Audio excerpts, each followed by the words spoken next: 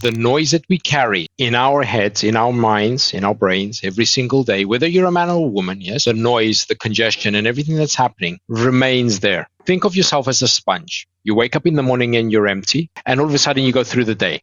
And everything that you meet, everything that goes through you during the day is like little ripples of water, little drops of water, and they fill up the sponge. By the end of the day, the sponge has become full of water. If you take this to bed, that sponge is going to start to leak. And what does that leak in? Arguments, miscommunication, anger, and all this that happens in couples' marriages or whatever. So basically, you need to empty the sponge. Funny how. Come here though. Yeah, he's crazy, see? Who are you? We interrupt this program. And by the way, congrats again on Dad Journal. It was cool to do that collab with you. So that worked out well for me. I don't know about you if you gained some followers, but that was fun. It was an experience. It was fun. I think the main intention was not to get the followers, but just to get the message out there. That's and right. If someone can go get in and chip in and buy one or buy it for someone, Yeah. It works for me. Yeah, exactly. Same.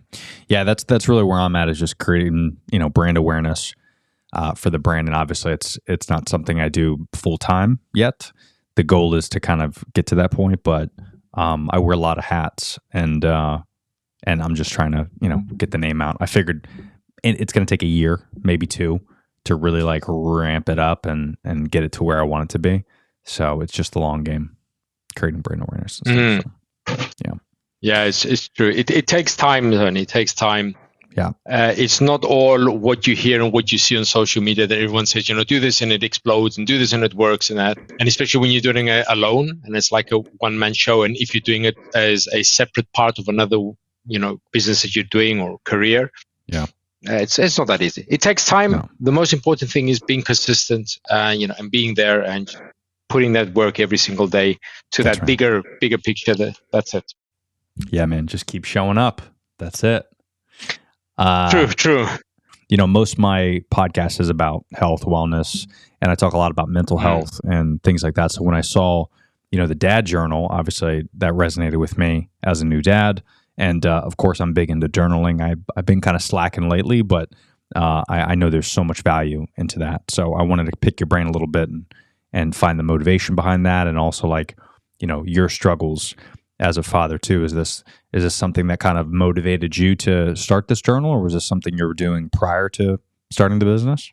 I think it's a combination of many little things. But if we go a little bit back in time, obviously being a dad, I have two daughters, one 24, one 14 from my first marriage, and I have a newborn as well, just under 20 months from my now marriage. I remarried. So being a dad and being in corporate for many years, we all know, the time that you don't dedicate, the missed opportunities, the stress, all this that we hear today. And it's maybe even getting bigger and bigger because of how society sees things and puts the pressure on you. But right. The journal itself came up through my journey when 4 years ago I shifted completely from corporate and went on a self-discovery journey. Obviously, that led to that because of many health issues. I wasn't in a good state. Yes, I reached the peak of my career in hospitality, but I was suffering as a dad, and I was going through a very difficult divorce then as well. And that kind of allowed me to move into the self transformation journey that I was on. And through that journey, I was seeking ways to heal myself, seeking ways to bring my mental state back to where it should be in the first place. I was looking for help to see how I can become a better dad. And to be very honest, trying different methods, trying different blueprints, different courses, going through therapy, all this, it was tiring. It was costly, and it wasn't always the right thing. Right. To do. And I continued on that. So end result of this, when I was in Bali last year and going through again a self-discovery on the journey that I continuously am in, it came to me and I said, but I'm coaching a lot of dads, a lot of men who are dads, and I can see what they're going through. And I said, all right, so what if there is a dad out there that maybe cannot afford coaching, one. Two, that maybe wants to do something at a little bit of at their own pace, but still get that transformation. Try it out and see how it works before they go to the bigger side of digging in deeper. And that's where the coaching journal came up, because it's difficult, Tony, for men to journal, and difficult for men nowadays to accept the fact that they need help, and it's difficult for men to acknowledge the fact that there is something wrong. Yeah, right. Because we have the masculine, we have the ego, we have whatever we have. So yes, this journal came into it was a sense of what I went through in my transformation. If I had this tool, maybe could have helped me better when I started off. So that's why I created Joe's Journal as a stepping stone for those who want to heal, for those who want to be challenged, to start off with a journal. Where that's going to take them after 90 days, who knows? Yeah, hopefully it's in a better spot, because that is something that I talk a lot about, which is, it's interesting that you say that, because obviously I haven't dealt with a divorce or anything like that, so I can't imagine how that is on top of trying to raise kids. I am a child of divorce myself, so I have seen it kind of from afar, being as the child. And I think that's one thing that personally, as a dad, not that my parents did anything wrong, I think they're both way happier now. So in hindsight, it was the best thing that ever happened, right?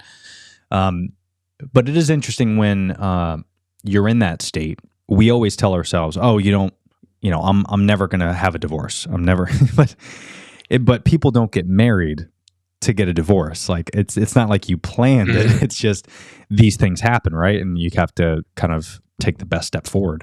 So it was kind of a benefit, I think, to me personally as a father, because again, my parents didn't do anything wrong to me. They were just trying to do what's best for them. But I look at it now like I have I'm a little bit more aware. There's some self-awareness, I think, that maybe I wouldn't have if they didn't go through a divorce, because I saw the stress and I saw the issues that maybe potentially cause that divorce, where I'm trying not to make the same mistakes. And who knows, I might. I mean, God forbid something happens. It is what it is. It's out of your control. You try to do the best you can. But I think it definitely did help me now as a father, because I'm a little bit more appreciative of marriage, of being a father. I'm empathetic when it comes to the amount of work that goes into it, and you have to show up every day. Like a good example is my dad worked 3 jobs to help support us, and then when he wasn't working, he was hanging out with me, and then my mom was doing her thing, working. He didn't have to work 3 jobs. Like, he worked his ass off, but he was still a great dad when I was a kid, and still is. But it's that where I have that mentality now where I don't necessarily have 3 jobs. I mean, technically, I guess I do, because I run my content business, and then I run this podcast, and then I have, Human Dad Apparel. So technically, yeah, but it's not like I'm driving to 3 corporate jobs like he was. Again, seeing that and seeing him deal with that, I think it's made me a better man and a better father. But to your point earlier, a lot of people don't have those role models. A lot of people don't have, right, the skills and the critical thinking to actually say, oh, this is how I need to get to this solution to solve this problem. And that is one thing I found with journaling, is we are, unfortunately, the product of our own faults and mistakes. We cannot stand ourselves most of the time. And, sometimes when you have those outside elements that come in, whether it's a divorce or whether it's stress at a job or a horrible relationship, you have all this stress. We just can't handle it, because in the back of our mind, we're still critical of ourselves. We don't like what we do. We don't like what we look. We don't like how we act. We don't like what we're eating. Like, there's all these things that we're fighting with ourselves. And then you factor in everything that's outside of our control, i.e. relationships, job, etc. It becomes very toxic internally. And journaling, to me, writing down your thoughts, especially at the end of the day, and dumping everything that you can and all your stresses and your emotions. And even if you have a therapist or a person to talk to, dumping it on paper, man, there is something super therapeutic about it. that you can't get anywhere else from what I've seen. No, it's interesting what you just said, Tony. It's therapeutical because it's been proven. This is scientifically proven that the noise that we carry in our heads, in our minds, in our brains every single day, whether you're a man or a woman, yes, the noise, the congestion, and everything that's happening remains there.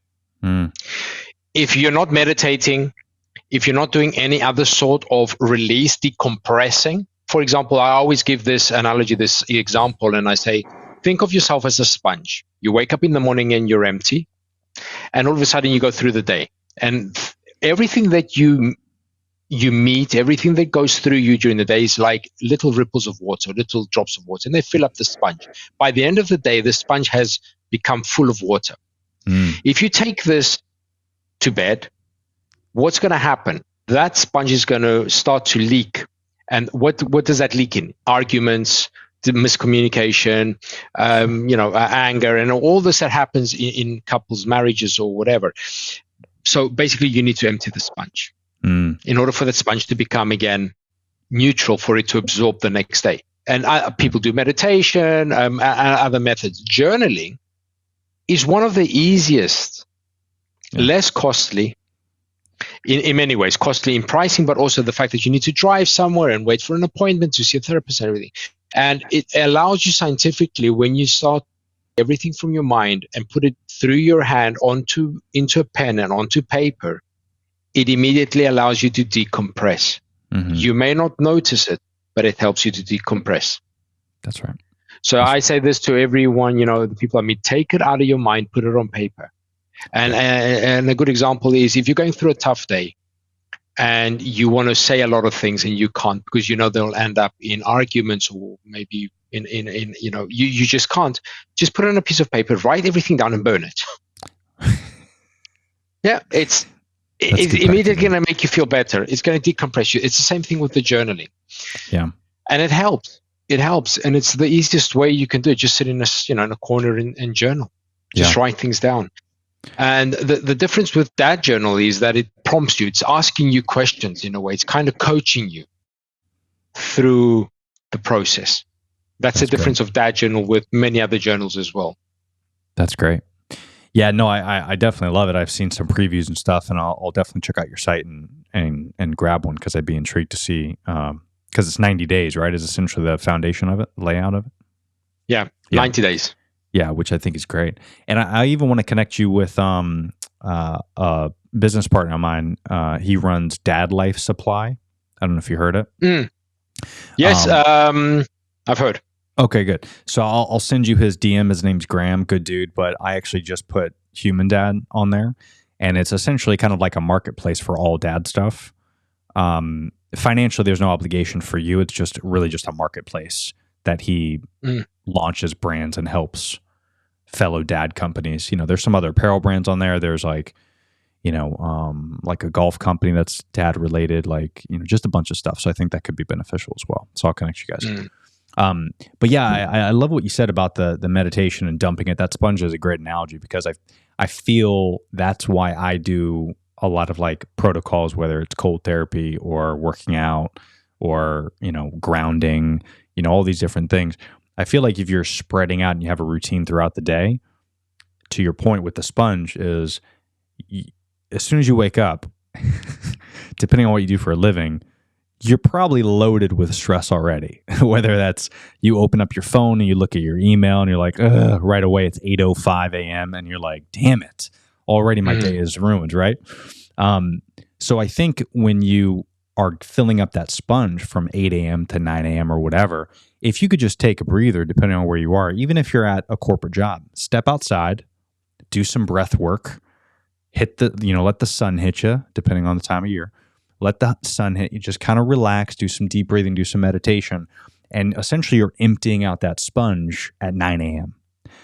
You go back in, now it's a nice little restart. You might have some stresses before lunch. During your lunch, do the same thing. Go outside, maybe do some push-ups, do a little jogging or something. Maybe take some fast steps around your building if you're at a corporate environment. There's a lot of things we can do to kind of empty that sponge throughout the day. So that way it's not so toxic. Because I think, correct me if I'm wrong, a lot of marriages that failed that I've seen, especially, as I was a kid looking at my parents, the biggest thing that I realized was it's stress. And it's usually not stress between them. It's usually outside elements that come into the relationship, i.e. work, lack of intimacy, financial issues. All these things are in your control, but they're outside elements that you bring into your marriage. This is one thing I found with being married is when I feel these stresses, or if I am stressed, it's sitting down and let my wife know, hey, listen, we're spending too much money. If we want to go on a vacation, we need to do X, Y, Z to save up for this, because if not, what's going to happen? Well, we're going to be cutting it close with bills. I'm going to be stressed out because I'm dealing with the bills. That stress unconsciously is going to feed into this relationship, and there's going to be resentment that you're spending money that we don't have, etc. And without having those conversations, it's going to end up piling up. Again, going back to your sponge analogy, piling up, the sponge is going to get so heavy that it's eventually just going to burst all over this marriage. And you do that over weeks and weeks and months.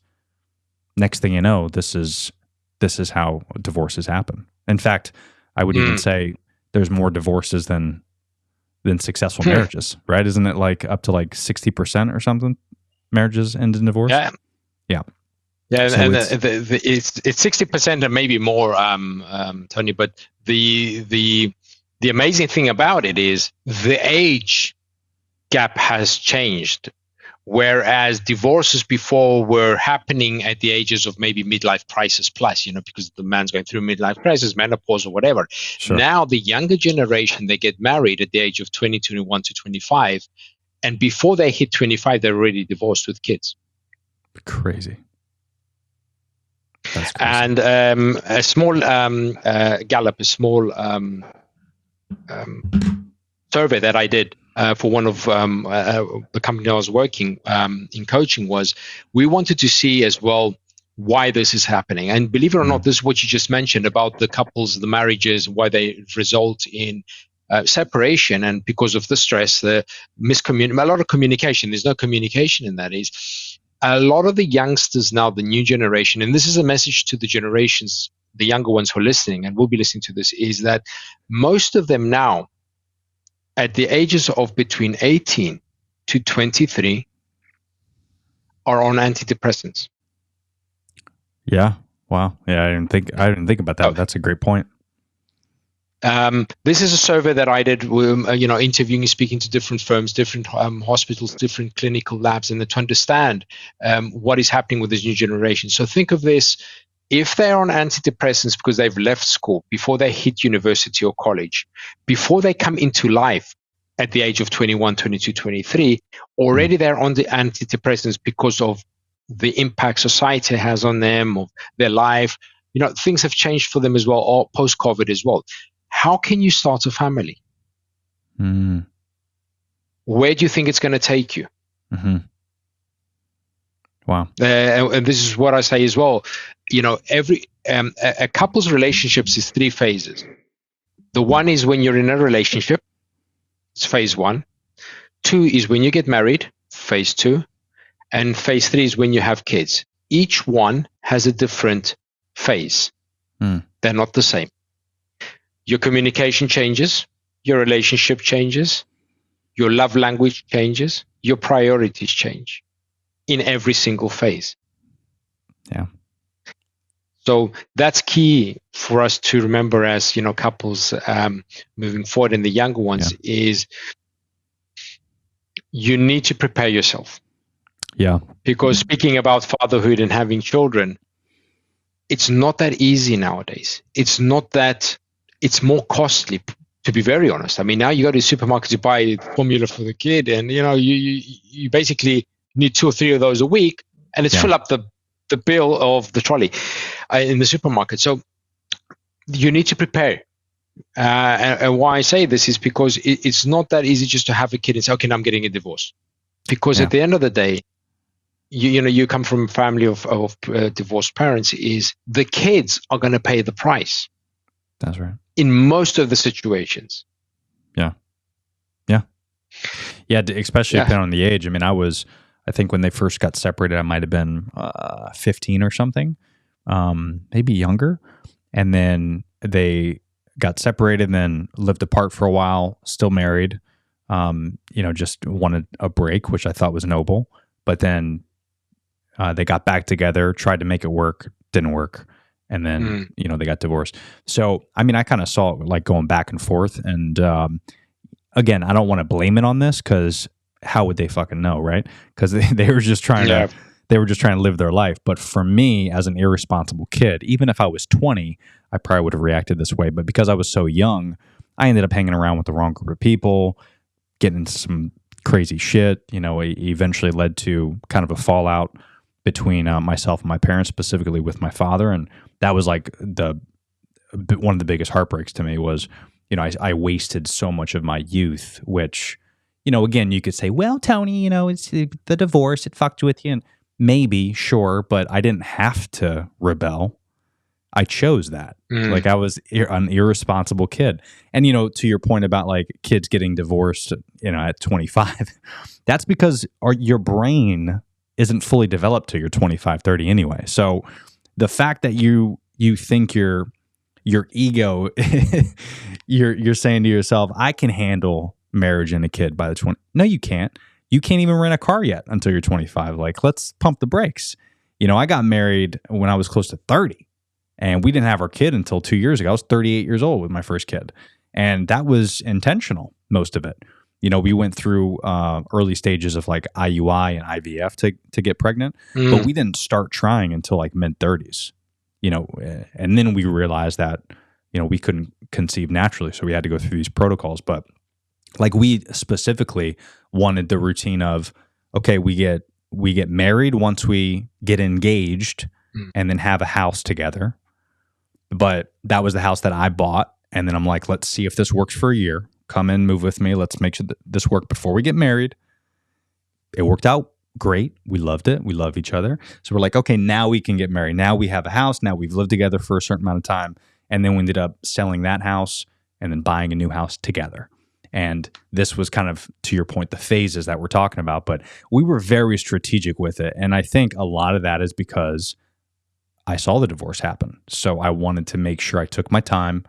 I was, of course, thinking to myself, well, I don't want to be like 90 and my kids are 20, so of course there was math in my head that I was like, when is it too late? And then also for the women, you got to take that into account too. But so not everyone's in that position. But for me, it was more important that we had our shit together before we had a kid. And I think a lot of times people nowadays, not only do they rush to certain things, but we're very impulsive with everything. So, if you do something that your wife doesn't like and you both are in your 20s, you're just going to go on Instagram and look at a chick with a nice ass and say, hey, the grass is greener on the other side. Let's just get a divorce. Ask every celebrity on the planet if that's the right thing to do, because it's not. Because you see all these celebrities that are hanging out with good-looking guys. If you're a married girl and you're hanging out with Chris Hemsworth on set, that marriage is not going to work out because there's temptation. Like, we're all human. We're all so I think that's also a thing too with youngsters is the rise of social media has been there's a lot of pros to it, but there is way more cons. One of them is depression. The other one is temptation. So I think when you're married and you have a wife, instead of like you get into an argument with your spouse or you have these conversations, we're not even talking to each other because we're glued to our devices. So then when we do get into arguments, we go right back to that device, like a little dopamine hit.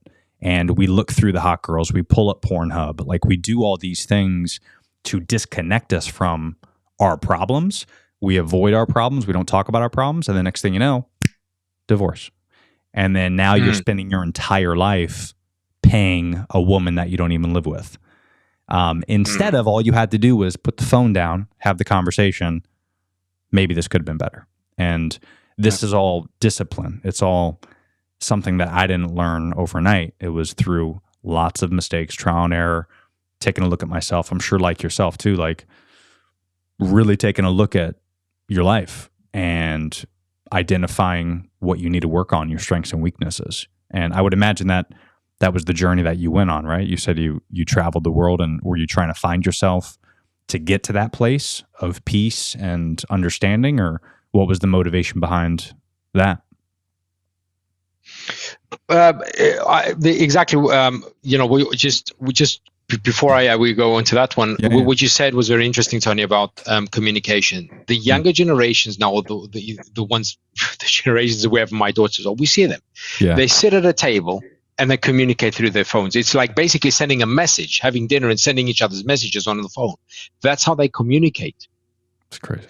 And the fact that they have easy access to other resources does not help. Like, for example, you said, a Pornhub or a chick, or let me communicate with another chick that I saw or liked or whatever, or, it's easy access. And that does not help the relationship. This is why I said you need to prepare and be ready if you're going to go into a relationship and have a family. Yeah. Because it's a responsibility. Yeah. Yeah.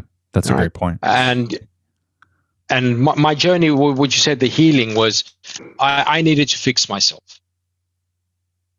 Yeah, there was a lot of healing to be done. I had a corporate job. My title branded me as the person with everything. I was young. I had the career. I had the title. I had the office. I had the car. I had the package. It was every guy's dream. Nicholas. Yeah. Yes, it was everyone's dream. Yeah, everyone saw, and everyone, believe it or not, everyone around me was there because of my title. I believe it. Okay. Yeah. They were living the dream with me. Yeah. Of course. Yeah. They enjoyed being there. The fruits of your labor. The fruits of your labor. And I know this guy because he's the GM of there, and that's how it went. But when 4 years ago, suffered from severe panic attacks, and the last one was almost a heart attack, and it was very scary. And I remember laying in intensive care there, and my now wife crying, and my daughter from the UK calling me and saying to me, Dad, what are you waiting for? You're waiting for them to call me to come and bury you. For me, that was a turning point. And I said, wait, there's something's not right here. Do I want to live? Was a big question. Okay, how do I want to live? Was the second question to myself. So the first one, yes, I want to live. Okay, how do I want to live? Like this? No. Okay, so what do I need to do? I need to find what is wrong. Right. All these years that has built the ego, the stubbornness, the disconnection from family and everything. The guy who I became couldn't continue to be the guy I wanted to be. So I went on a journey, and I went through hypnotherapy, psychotherapy, psychologists, many courses. I've done plant medicine. I've gone to Bali twice. I became a healer. So I did everything possible to understand what it is that I needed in order for me to become that person, that better person. And it doesn't work for everyone. Everyone has their own ways and their own choices they make. Sure. But I think the biggest thing here, Tony, is looking in the mirror. And what I'm going to say takes a lot of balls to look in the mirror and actually see the person that you're actually looking at, and ask yourself, who is the person that I'm looking at? Who's the real person? The person in the mirror or the person standing on the opposite side? Very difficult question. A lot of the men cannot answer it because they don't know who's the real person. Yeah. Yeah. And once you start to look in the mirror and say, I need, and the biggest ownership here is accepting that you need change. Yeah. Once you accept it, then you will see what you need. That's why there's coaches, there's, people like you, me out there that can help. We're there to help the dads, to help the men. Because, life is beautiful. I mean, you have a child now 2 years old, and you're living the fatherhood, and, it is beautiful. Yeah. It's so great. And my perception has definitely changed just in the last 3 years, just ever since we went through this whole process of IUI and IVF, and it took us almost 3 years to create a human, which I barely did anything. Of course, my wife is the hero here, but which I've talked about on this. I don't want to bore people, but that whole journey of 3 years, and then I've dealt with some personal stuff myself, like finding a tumor in my lung that I had to get a portion of my lung removed, and my father-in-law passing away, and all that happened within this time that we're trying to have a kid. And then once we did have this kid, there was a light switch that day, her birthday, when I saw her come out. That was it. Something happened in me where, I still get stressed out, of course, but I have this different view on life. Like you said, it is beautiful. When I went through that whole thing, when they told me I had a tumor in my lung, I thought I was going to die. I thought it was going to be chemotherapy and I was going to be toast. Thank goodness it was benign. But that feeling of going through the biopsy, if anybody's ever dealt with that, it's weeks. It's like, you don't know. And then finally they pull it out along with a third of my lung. And they're like, here it is. You're safe now. You're just missing some of your right lung. But that was like the relief finally. But then it also made me think it could have went the other way. It could have easily went the other way. Millions of people a year, it goes the other way. And I got very lucky. And then you factor on top of that, now we're pregnant. Super lucky. But then I thought to myself, well, every moment that I spend with her, what if a tumor comes back? Even to the day, we're 3 years in. That's the only thing that I can think about is what if?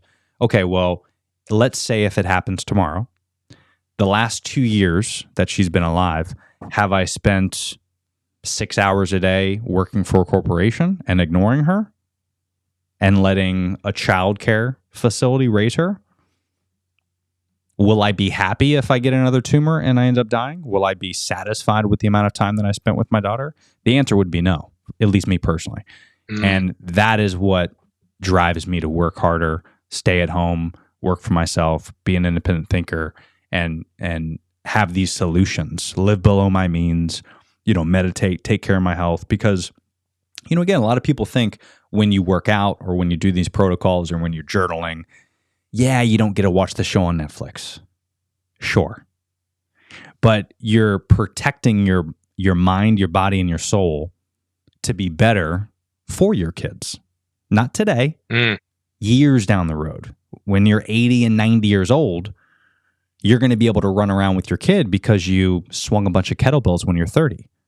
This is how the human body works. You have to, at 30, your body starts to die. This is a fact. So at 30, you better get your shit together. You better eat right. You better meditate. You better do whatever you got to do to be healthier, because when you're 80, you cannot swing kettlebells anymore. Like, it's not like when you're 80, you could be like, you know what? I think I'm going to start taking care of my health. No, that's not how it works. No. You're laying the foundation of the house that you're trying to build that's going to last this long. And you got to figure it out. And a lot of people, I think this is why most of America, anyway, at least, we're 70% obese, is because we don't get our shit together until it's too late. Like, we're so impulsive, so in the moment. We only care about, this cupcake tastes good. If I have one every single day, no big deal. I'll just walk 10,000 steps. Not how the human body works. That shit stacks up. It's like you can't have just one cigarette a week. The answer is 0. 0 cigarettes a week, right? Like, you have to have these long-term thinking. And I think when you run into like a situation like we ran into, a lot of people ask us, they're like, hey man, how do you like not want to go out and do dinner every night? Like, how do you deal with the stress? I go, dude, we live below our means and we're not stressed. Yeah. When you chase the fancy car and when you want the big house and you want this and you want, of course you're going to be stressed because companies don't pay you enough anyway.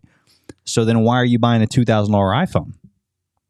Don't get the iPhone and you'll have $2,000 extra. Like, it's not that difficult. It's just, there's so much cool shit out there. It's really hard because we're so impulsive. And companies are smart. They have designed their business to be so good at marketing that you cannot say no. Like, it's strategic to the fact that everybody listening right now probably has 10 streaming services. I have 4.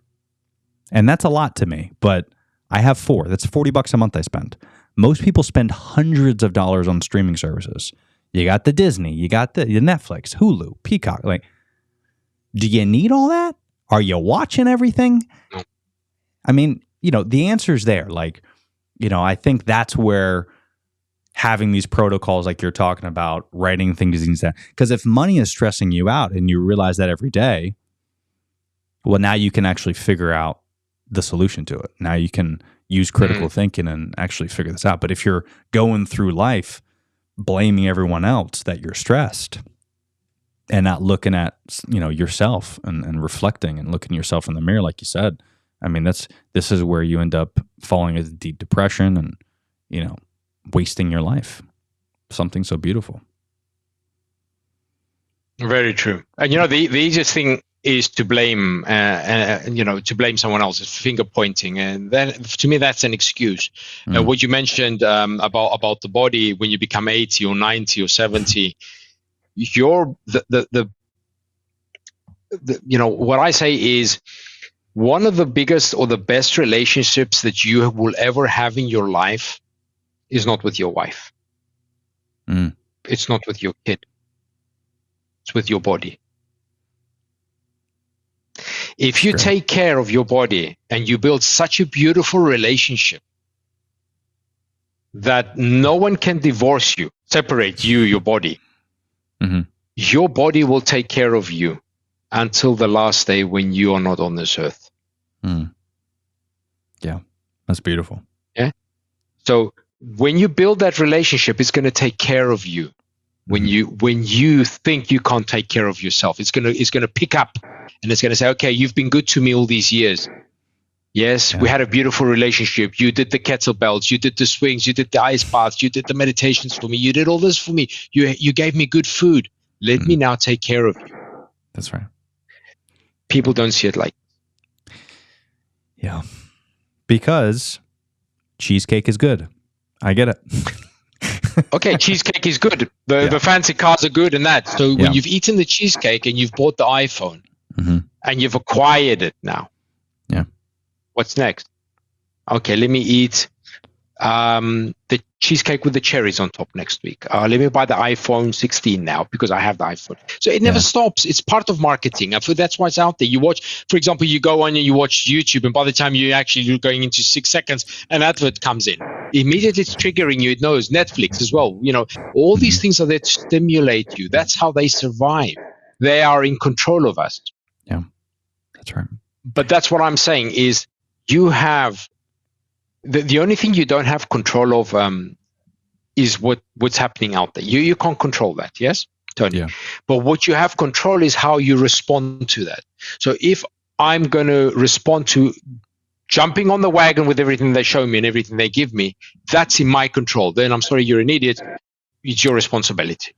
Yeah, that's right. Speaking like this, but it's in your control. So take control. That's right. Take control of your life. Yeah, that's such a great point. No, I love what you said. That's huge. I love the analogy of that's the best relationship. You can't get divorced from your body if it takes care of you, because you're right. A body is so we take it for granted, don't we? We take it for granted. Yeah, I tell everybody everything that I went through, and a lot of even like childbirth, like the fact that women can do what they do.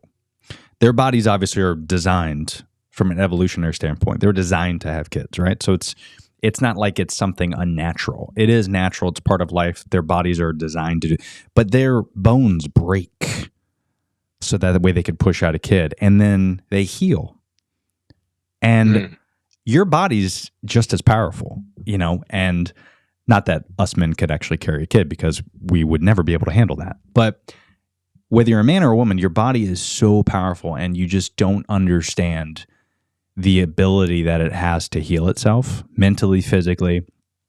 And I realized that more than everything when they prescribed me Oxy when I had my lung taken out, and I refused to take any, and it was the worst pain I've ever experienced in my life. But the recovery was only a couple months. Because a lot of people, when they go through surgeries and they're hooked on painkillers, it's a couple months for your body to heal itself. But now your body has to heal and wean yourself off that drug, whatever drug you're on. So now it could have been 2 months with a lot of pain. Now it's a year because yeah, you might not have any pain, but now your body's trying to push out all these toxins that you put in it. And again, it's very powerful where it could do it, but we don't want to sacrifice that short pain to experience a longer, more fulfilling life. And I think that's what a lot of people deal with on a daily basis is, metaphorically speaking, they're dealing with the pain of not enjoying the cheesecake, of not sitting down and watching Netflix, they don't want to do that because they want that short-term hit of dopamine versus imagine being 80 and walking around super happy, you're in nature, you know, you have the house that you want, you have a bunch of grandkids running around, and you're healthy and you're spry at 80, 90 years old because of what you did 30 years ago. And people just don't understand that. They don't understand your body is capable of that. And if you don't know, why don't you just go to Italy? Go to Europe for a week and check out these guys. Like, there's 100-year-old guys and gals that are just walking around like they're 50. And you're like, what is happening? And that's because they don't have the new iPhone. They're not watching Netflix. They're out, foraging food still, and they're growing their own herbs, and they're making their wine from scratch, and they're stomping on grapes. Like, they're doing things, that are putting them at peace and not stressing them out. Versus here in America, we are just like glued to these fucking things. And it is slowly killing us mentally and physically. And it's hard to see. Yeah. Yeah. And, I come from the Mediterranean, Cyprus. And we have in the villages still a lot of old elderly, our elders who are still around. And you see them, they still have their white hair, full of hair. Their skin is good. Yes, old, but good. They're still walking up the hill at the age of 90. And we can't walk up the hill. Right. Yes. Yeah, because we get too tired and this. Yeah. But the body, the relationship that we were talking earlier, Tony, about building the body is such an amazing mechanism that it knows how to heal itself. It knows. It has the data, because when you were born, it was given to you through the birth. When you you popped out and you were that little, you have that data. Yeah. But what we're doing is we're taking the data away with giving it, aspirins, medicines, and this and that, and you don't allow your body to heal on its own. That's right. Many our ancestors, they never used to have all this medication. Now, yes, they used to have plant, maybe with the leaves and the roots and the mud and everything, but that was from nature. Yeah. And they would break bones because they were hunters. They would jump off a rock and accidentally break a foot and something, and it will heal. Yeah. They didn't have what we have today, plasters and everything else, and injections and whatever, cortisone. We can go on, and it would heal. Yeah. What's wrong with their body is different to ours? No, it's the same thing. But we've taught our bodies not to be able to survive. Yeah, that's right. That's exactly right. Yeah. That's what I'm talking about, this relationship about, and one of the programs that I do is grow a new body. So I help people who want to build that new body from scratch, that's mind, body, soul, and everything that goes in and out of it, in order for you to live not many years, because we never know how many years we're going to live. You don't walk out and something happens to you, yes? Yeah. But to live the best life, to live the best years of your life. Yeah. Yeah. And I see myself, and that's what my biggest motivation is. When I'm 60, 70, 80, 90, I want to be able to pick up my grandchildren, hopefully, put them on my shoulders and run up a hill. All right. I want to be able to kick a football around and laugh with them, not sit in a chair and as soon as I get up, my back cracks and my knees can't carry me. Why? Because I've built this relationship with my body and I respect it. And I say to you, I'm taking care of you now because I know you're going to take care of me later. That's right. That's such a great point. Yeah. And I think, that's one thing, if people are going to take anything from this episode, is the relationship that you have with your mind, body, and soul is something that you can easily fix tomorrow. And it's a long journey to get there, but man, the benefits are tenfold. It's so stinking powerful, and I think, you talk about medications and things like that. There's obviously some great breakthroughs in science for sure, but at the end of the day, I think if you can reevaluate how you're living your daily life, you won't need this medication So, for example, if you're eating sweets and you're, pumping your body full of unnecessary carbs and sugar and caffeine and all that, yeah, eventually you're going to get diabetes. So sure, there's insulin. Wow, great. There's medicine now for it. But all you had to do was just not eat like shit and you wouldn't have got diabetes. So you can say there's all these great breakthroughs in medicine and that our ancestors, they wish they had that. Our ancestors weren't stupid enough to eat Twinkies. Okay? Like our ancestors were eating everything good, which is why these diseases didn't exist. It's not like these diseases magically came up because, evolution. They came because we have this constant need of pleasure, specifically to our face. And that is a relationship with your body. You're choosing, to satisfy your mouth for 5 seconds, but you're going to pay a big price. You're going to pay a big price for that. And it's your responsibility. Totally your responsibility. No one else's. No one else's. Yeah, like a lot of people that I talk to about, were like, well, dude, like all this stuff, all these corporations are making the shitty food. I go, you don't have to eat it. Right? Like Marlboro also makes cigarettes. You don't have to smoke it.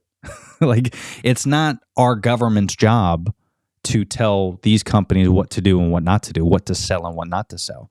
You're a human being. No one's forcing you to do anything. You can make these decisions, You're choosing to do these certain things. And, as crappy of food we have in America specifically, and as addicting things are, there's also things that are just as addicting and just as satisfying, that are contrast to all that. Like having an incredible meal that's made from a garden, like even just a salad and some olive oil and some fruits and, just that is just, man, when you have like really good healthy food, like I'm talking about Italy specifically because we went there, but like when you have that food versus here in America, you just feel better. You feel more satiated and you feel, wow, this is what food tastes like versus, what we have here in America, which is you're trying to chase that hunger that our ancestors have. And you're trying to feed that hunger with just processed garbage. And that's why you're not satisfied, is because it is processed. It is all fake and materialistic. And, that's one thing I think we got to just step aside, and because it's only going to get worse. I mean, it's not like companies tomorrow are going to be like, these 8 billion people on the planet, we should really start thinking about their long-term health. We really should. No. Oh, no. They don't care about it. What you said now, Tony, about what you just said, sorry, about Italy. When you felt like this, you know why you felt like this? You felt connected to the earth. That's right. Yeah, because a lot of the ingredients like we have here in Cyprus, Mediterranean, the olive oil, everything from the vegetables come from the earth. It's because it's from the earth, and you feel this connection. The body feels a connection with the earth. When you stuff it with processed food, it's processed. It's coming from machines. Yeah, right. It's coming from outsourced ingredients. So that's why you don't feel the connection. Yeah.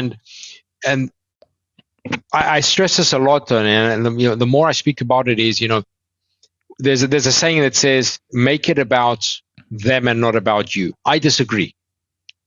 I say first, make it about you so you can take care of them. Yeah, that's great. Yeah. Because if you can't make everything about you, that you love yourself, that you're going to take care of yourself, because it's not selfish.